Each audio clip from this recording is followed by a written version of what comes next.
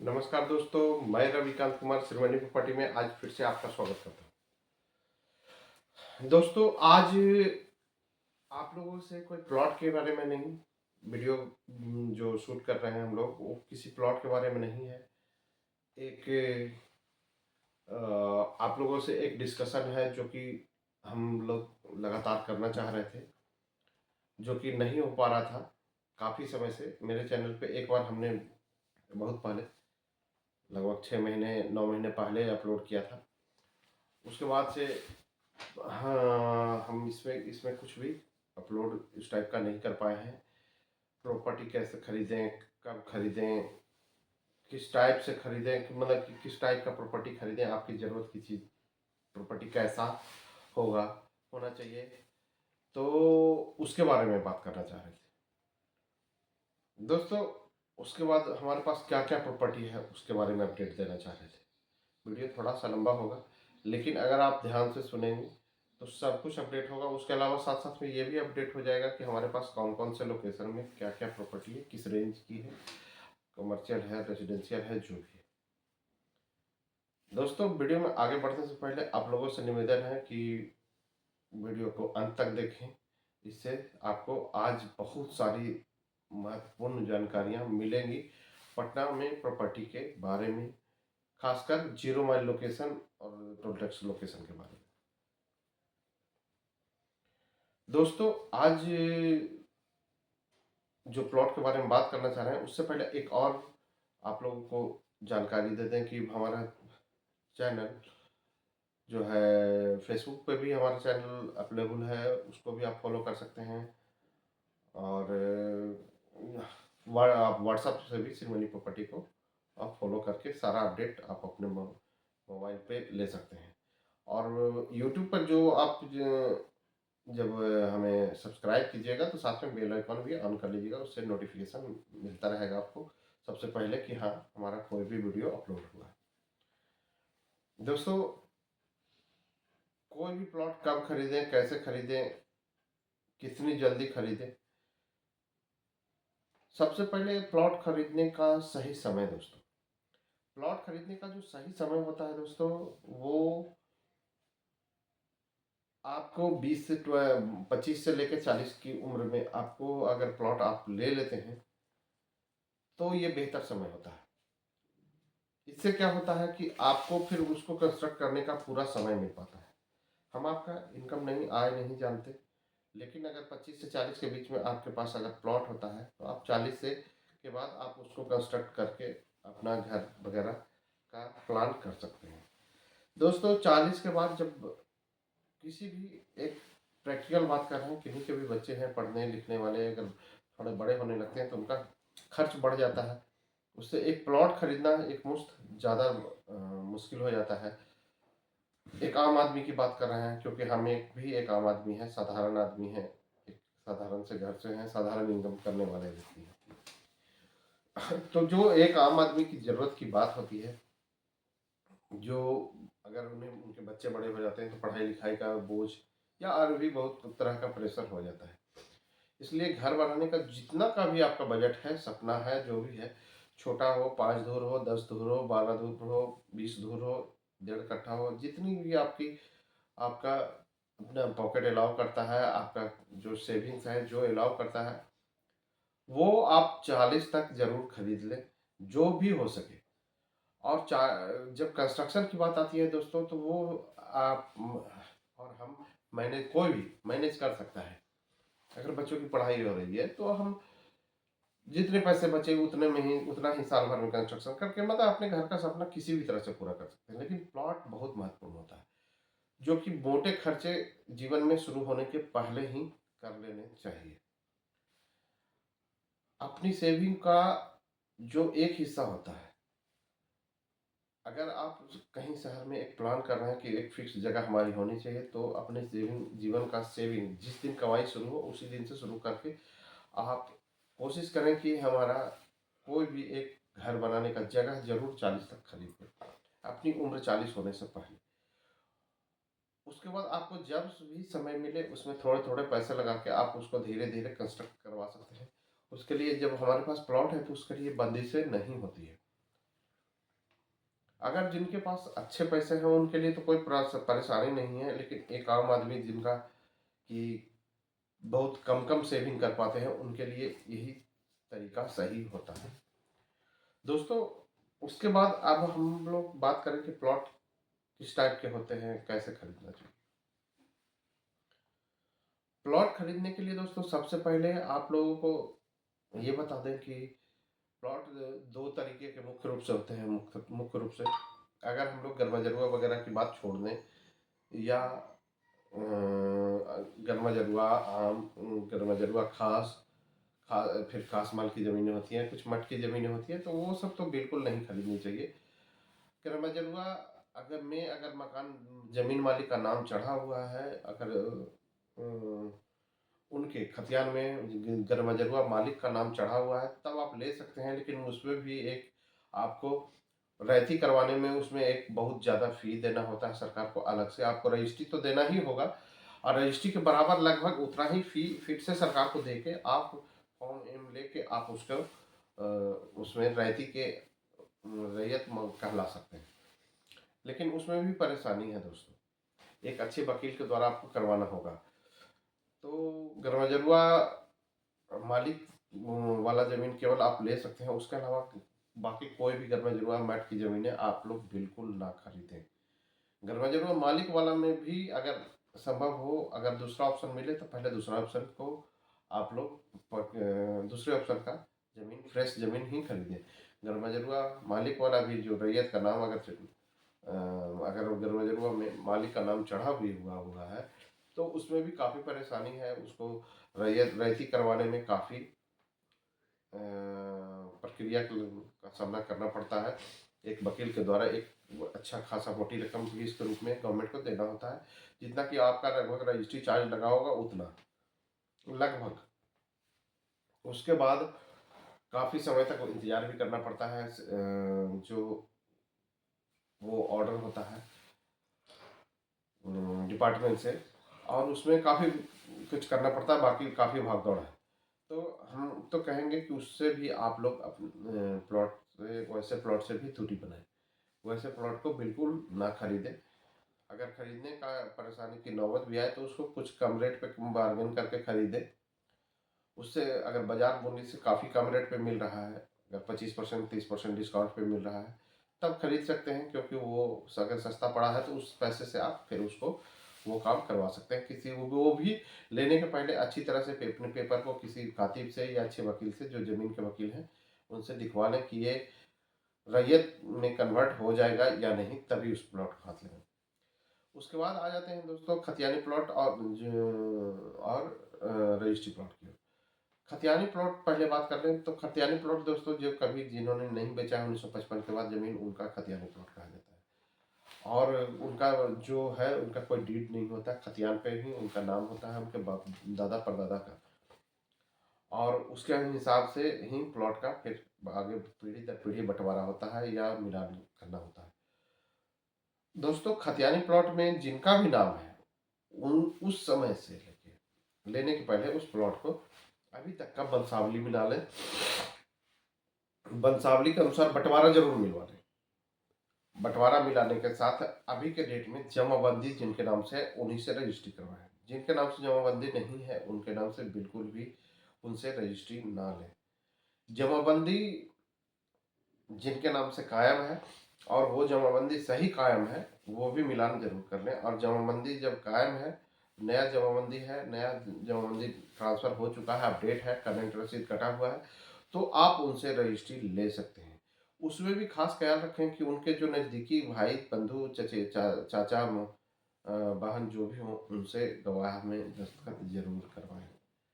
ज़्यादा से ज़्यादा उनके घर के लोगों के मतलब कि भाई, चचेरे भाई, चाचा जो भी हों, उनसे गवाही में ज़रूर करवाएं, तभी वो प्लॉट लें। उनसे पहले ही पूछ लें कि वो गवाही देंगे या मतलब ज़मीन डीड में गवाही करेंगे या नहीं करेंगे। नहीं करेंगे तो वैसे प्लॉट को हाथ ना लगाएं, क्योंकि वो बाद में आपकी परेशानी का सबब बन सकता है। दोस्तों, अगला प्लॉट होता है रजिस्ट्री प्लॉट। तो रजिस्ट्री प्लॉट में दोस्तों थोड़ा सी परेशानी कम होती है, क्योंकि पोजीशन कराया हुआ होता है, विवादों से कम कम विवाद होते हैं। विवाद तो इसमें भी हो सकते हैं, लेकिन अगर जमाबंदी मिल चुका है और रजिस्ट्री प्लॉट है, आप काफ़ी समय से रजिस्ट्री लिए हुए हैं, अगर वो उसके अलावा वो मदर डीड देते हैं तो और अच्छी बात है, उसमें लोन वगैरह में भी आसानी होती है। और मदर डीड नहीं, अगर खतियान से रजिस्ट्री है तो खतियान की कॉपी ज़रूर लें, और जिनसे वो खरीदें उनसे उनसे आप वेरिफिकेशन ज़रूर करें।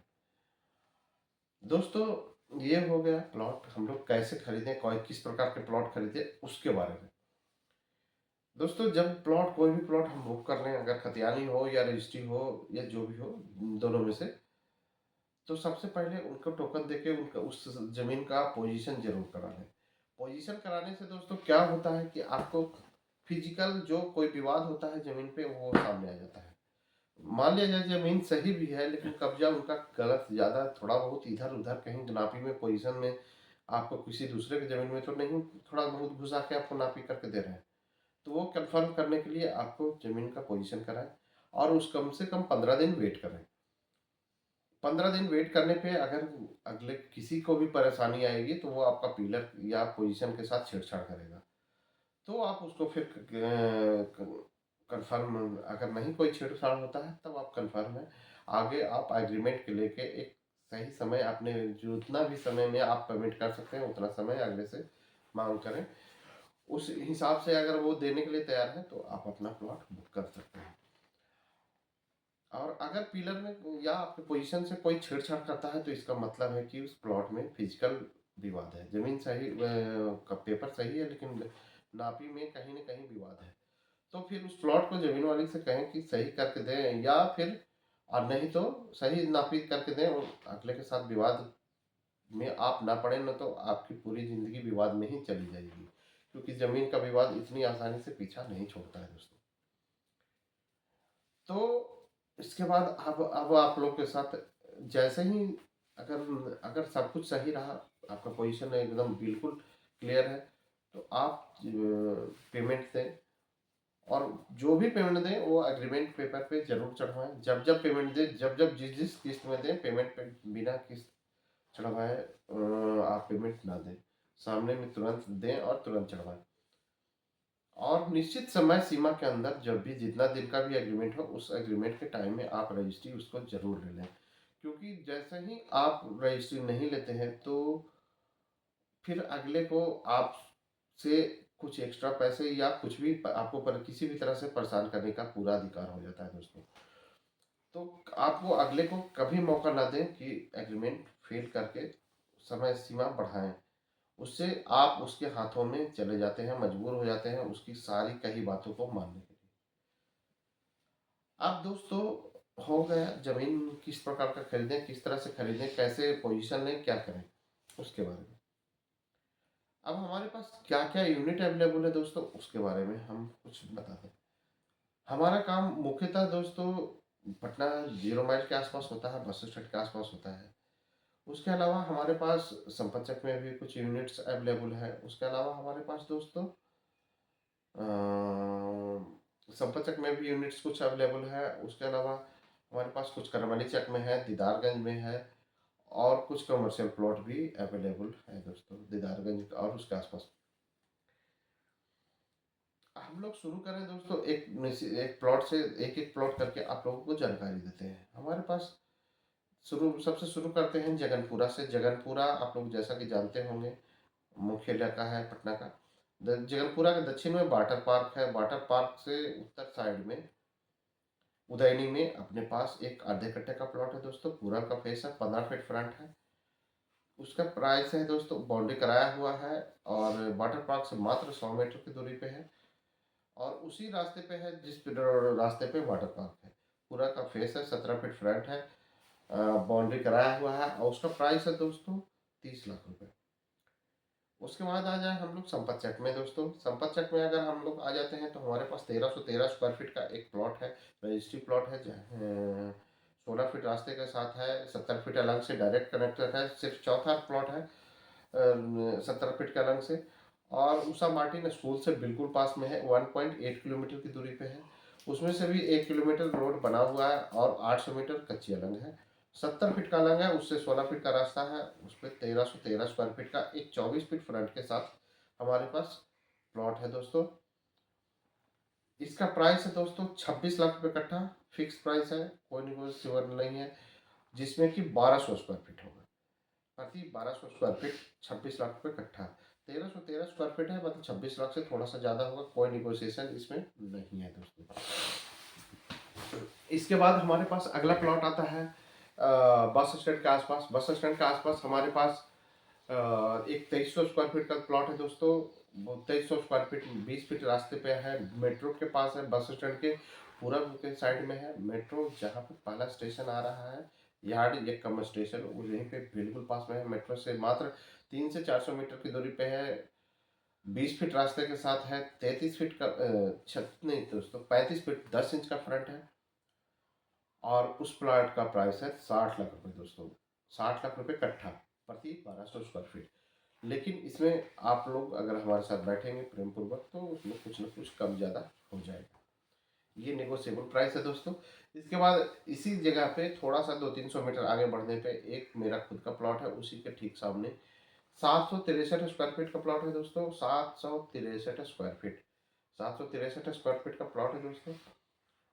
17 फीट फ्रंट के साथ है, 14 फीट के रास्ते पे है। आप रेडी टू मूव है, आप घर बना सकते हैं। इस प्लॉट के ठीक अपोजिट में मकान बन रहा है। और उसके बगल वाला प्लॉट मेरा खुद का है दोस्तों।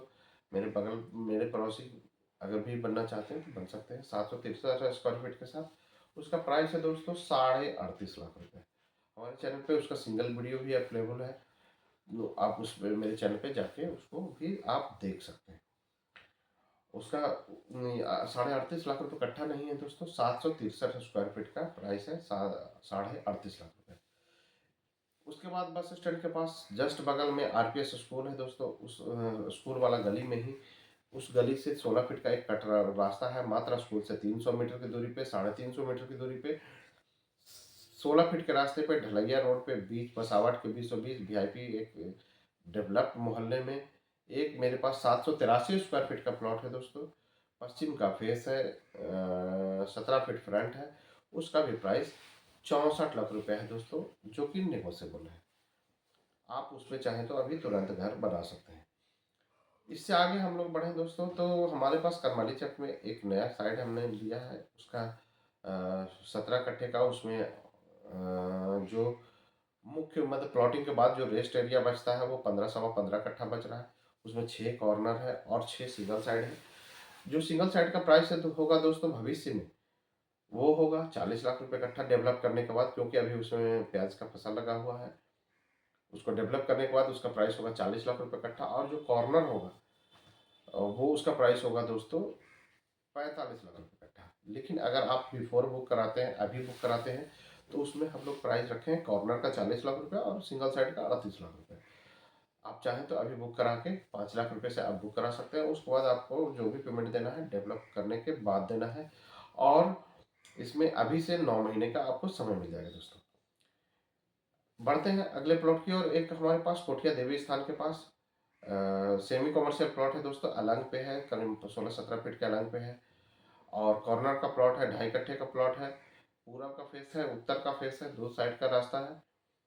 उत्तर से 10 फीट का रास्ता है, पूरब से मुख्य अलंग है जो 16 फीट है। वो पटना जो सिटी पेट्रोल पंप है बाईपास पे वहाँ पे निकल जाता है वो अलंग।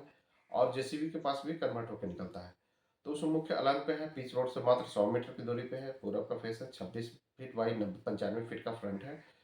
उस प्लॉट को आप लोग भी कंसिडर कर सकते हैं सेमी कमर्शियल के रूप में। उस प्लॉट का प्राइस होगा दोस्तों फिक्स होगा, कोई निगोशिएशन नहीं होगा, किसी भी प्रकार का 1 रुपए का कोई निगोशिएशन नहीं होगा, 40 लाख रुपए कट्ठा। उससे आगे बढ़े हम लोग दोस्तों तो हमारे पास सोनामा में एक रेसिडेंशियल प्लॉट है दोस्तों। 5 कट्ठे का है, 15 फीट के रास्ते पे है, आबादी के में लगभग सटा हुआ है। आप चाहें तो तुरंत घर बना सकते हैं। उसका प्राइस है 1 कट्ठे में 28 फीट का फ्रंट है, 15 फीट का रास्ता, दक्षिण का फेस है। उसका प्राइस है दोस्तों 30 लाख रुपए कट्ठा। सोनामा में ही दोस्तों मुख्य सड़क पे, सोनामा से दक्षिण में न्यू एरा स्कूल के पास आपको न्यू एरा स्कूल आ रहा है। सोनामा से मात्र 700 मीटर दक्षिण में हमारे पास एक कॉमर्शियल प्लॉट है दोस्तों। 4 कट्ठा 11 दूर का, पूरब के फेस के साथ 46 फीट 9 इंच फ्रंट है। और उसका प्राइस है दोस्तों 30 लाख रुपए कट्ठा, जो कि निगोशिएबल नहीं है। उसके अलावा दोस्तों हमारे पास दरभंगा अमस सिक्स लेन पे डीपीएस स्कूल के पास बिदुपुर में एक हमारे पास नया प्लॉट आया है, जो कि जस्ट अभी 2-3 दिन पहले वीडियो अपलोड हुआ है, 2 दिन पहले। उसको भी आप लोग कंसीडर कर सकते हैं। आप लोग अगर लाइन होटल खोलना है, कोई भी कमर्शियल एक्टिविटी करनी है, गोडाउन बनाना है, जो भी, तो उसके लिए एक नया प्लॉट लेके आए हैं दोस्तों। उसका भी प्राइस है 30 लाख रुपए कट्ठा, जिसका भी फ्रंट 46 से 47 फीट है और सीम का फेस है दोस्तों। तो आप लोग उसको भी कंसीडर कर सकते हैं। तो ये सारा प्लॉट्स है हमारे पास अवेलेबल। आप चाहें तो इसको लिए इनमें से कोई भी चूज कर सकते हैं। और अपना आप लोग अपना वीडियो बनवाना चाहते हैं तो हमसे ऊपर दिए गए नंबर पे संपर्क कर सकते हैं। आप लोगों को भी कोई भी प्लॉट बेचना है, 31 मार्च तक हम फ्री वीडियो अपलोड है, कोई कमीशन आपसे नहीं मांगा जाएगा। जो भी चार्ज जो भी होगा वो फ्री होगा। 31 मार्च 1 अप्रैल से दोस्तों हमारे चैनल पे आप लोग अगर वीडियो डलवाना चाहें तो एक मिनिमम छोटा सा एक अमाउंट डलवाना देना होगा, नंबर आपका होगा, और आप हमें बिना कमीशन के अपना प्लॉट बेच सकते हैं दोस्तों। तो मिलते हैं किसी और वीडियो में किसी और लोकेशन के साथ। थैंक यू दोस्तों।